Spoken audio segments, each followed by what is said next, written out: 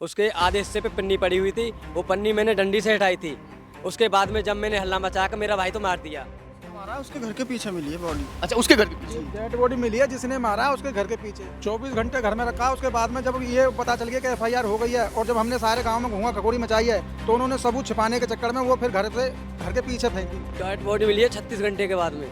मिली कहाँ थी? मिली है अपने हमारे घर के पीछे, हमारे घर पे मिली, उसके घर के पीछे। घर के पीछे डेड बॉडी पड़ी हुई थी और जो परिवार के लोग हैं वो जगह जगह उसे ढूंढ रहे थे, थाने में रिपोर्ट दर्ज कर रहे थे कि हमारा भाई गायब हो गया है, मगर किसी को ये मालूम नहीं था कि उसके दोस्त ने ही उसका कत्ल कर दिया है।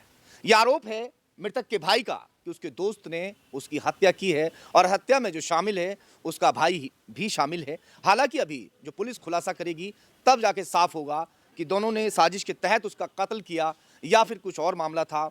यह भी इनका आरोप है कि मृतक की डेड बॉडी को 24 घंटे तक अपने घर में उन लोगों ने छिपा के रखा था।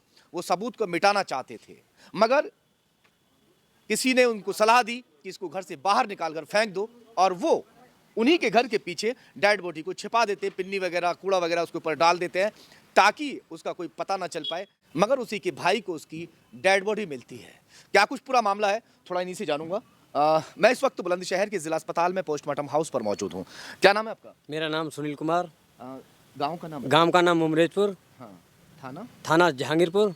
क्या हुआ है आपके भाई की? मेरे भाई की हत्या करी है अजय ने। मेरी घरवाली मेरे भाई को देखने गई थी, मैं था स्कूल में, मेरे घरवाली जो मेरे भाई को देखने गई थी तो वो अजय नाम का दारू पीते हुए पोखर के पास मिला था। दो बंदे थे, वो उन्होंने कहा कि तुम्हारा देवर तो जहांगीरपुर की तरफ मैंने जाते हुए देखा है, वो दारू के नशे में धुत था। आपके गांव का ही है? हाँ, मेरे ही गांव का बंदा है। हाँ जी। तो अजय बंटी का दोस्त भी तो बताया? हाँ जी, बंटी का दोस्त ही था। अब वो मेरी घरवाली जब उसको देखने गई थी, मेरे भाई को चिंगरावली पूछने गई थी जहाँ ठेकेदार के पास वो काम करता था, वहाँ उन्होंने कहा कि हमारे यहाँ से तो वो चला गया, हमारे पास दोबारा वो नहीं आया है। अच्छा, ये बताइए कि डेड बॉडी कितने घंटे के बाद मिली थी? डेड बॉडी मिली है 36 घंटे के बाद में। और मिली कहाँ थी? मिली है अपने हमारे घर के पीछे, हमारे घर पे मिली, उसके घर के पिछवाड़े। अच्छा, ये बताइए कि आपके घर के पिछवाड़े जो किस हालत में थी? जिसने मारा है उसके घर के पीछे मिली है बॉडी। अच्छा, उसके घर के पीछे डेड बॉडी मिली है, जिसने मारा है उसके घर के पीछे। हमारे मकान कितनी दूर है वहाँ से? वहाँ से करीबन हमारा मकान है करीबन है तो 250-300 मीटर के आसपास। घेर उससे सट रहा है और मकान करीब 100 मीटर दूर है। अच्छा, घेर सट रहा है उसके मकान से, मकान के पीछे घेरी थी उसने, बोंगी और बिटोरों के बीच में। पहले भी वहाँ ढूंढ खकोड़ कर ली थी? पहले किसी ने देखा था वहाँ? दो बार हम खकोर का आए बाज के दिन में। दोपहर में देखा था, शाम को 3 बजे देखा था। दो बार वहाँ पे खकोर का आए, उस टाइम पे वहाँ पे कुछ नहीं था। वहाँ पे बच्चे भी खेलते हैं और मतलब लेडीज वगैरह भूसा या उपले वगैरह भी निकालने आती हैं वहाँ पे, लेकिन उस टाइम पे कुछ नहीं था। लेकिन जब हमको पता चला करीबन 10:30 बजे के करीबन वहाँ पे डेड बॉडी हमको मिली है। जिस टाइम हमें वहाँ पे डेड बॉडी मिली थी उस टाइम पे क्या हालत में थी डेड बॉडी? डेड बॉडी पिन्नी वगैरह कुछ? डेड बॉडी बोंगी की थे ना वहाँ? हाँ जी सर, मैंने वो पिन्नी हटाई थी अपने भाई के ऊपर से। वो मेरा भाई बोंगी के सहारे पड़ा हुआ था, उसके आधे हिस्से पे पन्नी पड़ी हुई थी, वो पन्नी मैंने डंडी से हटाई थी। उसके बाद में जब मैंने हल्ला मचा कर मेरा भाई तो मार दिया।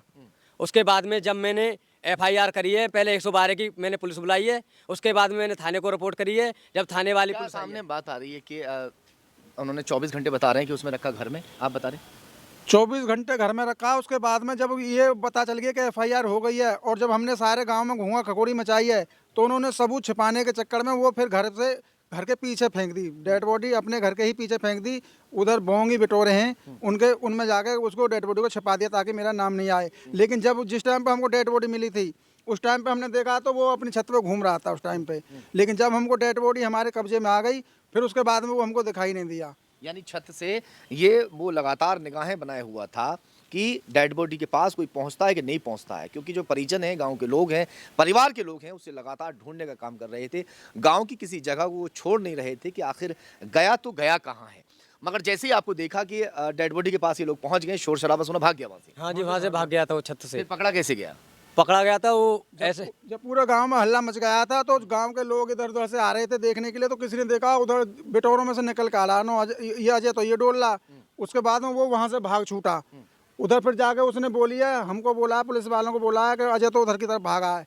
जब वो उधर की तरफ गए तो उधर जाके देखा तो दूसरी जगह बोंगी बिटोरा में दुबका पाया, वहां से जाकर उसको दबोचा है। उसको वहाँ पकड़ा गया। वो क्या कह रहा है कि भाई के लिए क्या बता रहा था? उसके बाद में उससे पूछताछ की गई है तो उसने बताया कि जी मैंने और मेरे भाई ने मैंने अपने भाई के कहने पे इसको मारा है। अभी पुलिस क्या ने रंजिश बताई थी कुछ, कोई भी रंजिश वगैरह कुछ ऐसी बात? रंजिश तो आज तक उसकी किसी गांव में किसी से नहीं, उससे तो क्या होगी, वो उन दोनों का तो याराना था, बंटी का और अजय का। बंटी का और अजय का। मृतक का नाम बंटी है। बंटी और अजय दोनों बहुत ही अच्छे दोस्त हैं। साथ में वो मजदूरी का काम भी करते थे, साथ में शाम को दारू पार्टी भी कर लिया करते थे। बंटी और अजय की ऐसी आखिर कौन सी लड़ाई हुई जिसकी वजह से उसे पीट पीट कर मौत के घाट उतार दिया गया? उसे उसकी लाश को छुपाने की नीयत से उसे बोंगी बिटोरों के बीच में फेंक दिया, उसको पिन्नी वगैरह उसके ऊपर ढक दी गई। मगर दोनों भाई इस वक्त पुलिस की गिरफ्त में है। दोनों भाइयों को पुलिस ने दबोच लिया है और उनसे पूछताछ लगातार जारी है। पूछताछ के बाद क्या कुछ खुलासा होता है, उसकी हत्या क्यों की गई, ये अभी खुलना बाकी है। जैसे ही खुलेगा ये आपको हम बताएंगे कि आखिर बंटी को अजय ने क्यों मारा।